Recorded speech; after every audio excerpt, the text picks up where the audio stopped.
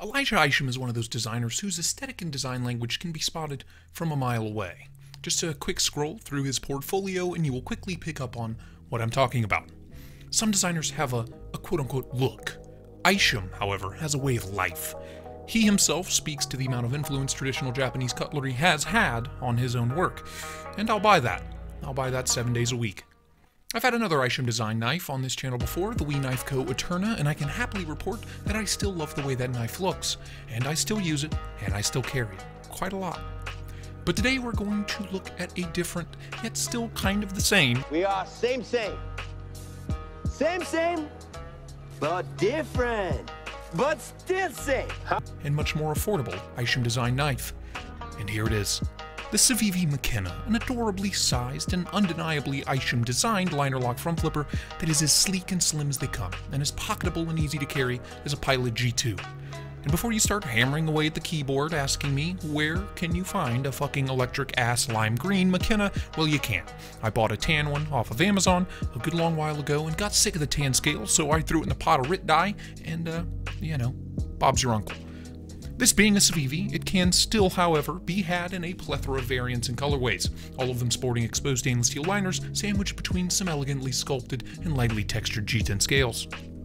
Now, I'm a fool, and I rarely check the dimensions of a knife before I buy it. If I like the looks, 99 times out of 100, I'll like everything else about it. But for the more informed knife enthusiasts among you, this is a very little knife. Small even for my borderline child-sized hands. The D2 satin-finished pseudo-Warncliffe style blade measures in at a minuscule 2.92 inches, so this little guy will not exactly frighten your non-knife obsessed friends and family, and opened up the overall length is right at 6 3/4 inches. And if you're someone who's concerned about the weight of a knife, which I am not, 1.75 ounces, that's right. It's like a feather. So we're 100% within that much sought after mini bug out weight class. All in all, I really like the looks. It's very streamlined and aerodynamic looking when it's closed up. Kind of looks a bit like an angry seafaring bird when it's opened, thanks to that kind of anime style evil eye hole in the blade, which is useless, other than, the looks. The clip is decently deep carry, yet leaves just enough handle sticking up to get a hold of, which for me is a good thing on a knife this small. We've got very minimal hardware, just 2 screws for the pocket clip, the pivot screws, and a set of screws at the back of the scales to hold it all together. Take notes, zero tolerance. Take notes. In traditional Civivi fashion, the D2 blade is nice and slicey. We've got a full flat grind that has been satin finished, and although it's not very tall at all, the blade stock is pretty thin, and it comes down to an immeasurably thin edge. So if you're after some serious sliciness, well, you can look no further.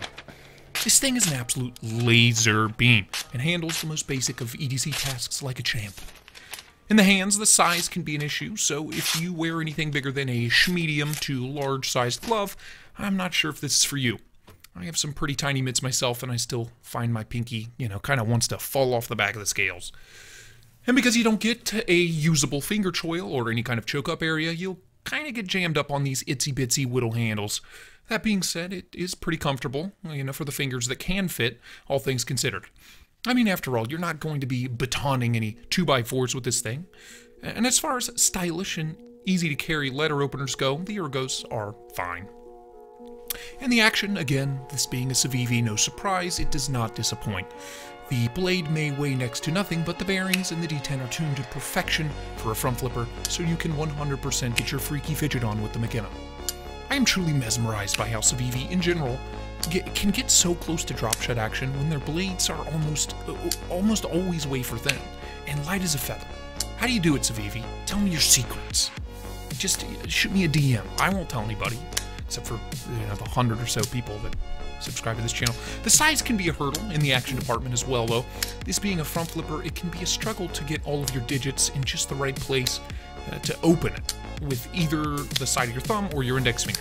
I've gotten used to it well enough, though, so I can get a handful of actuation methods in without any issue.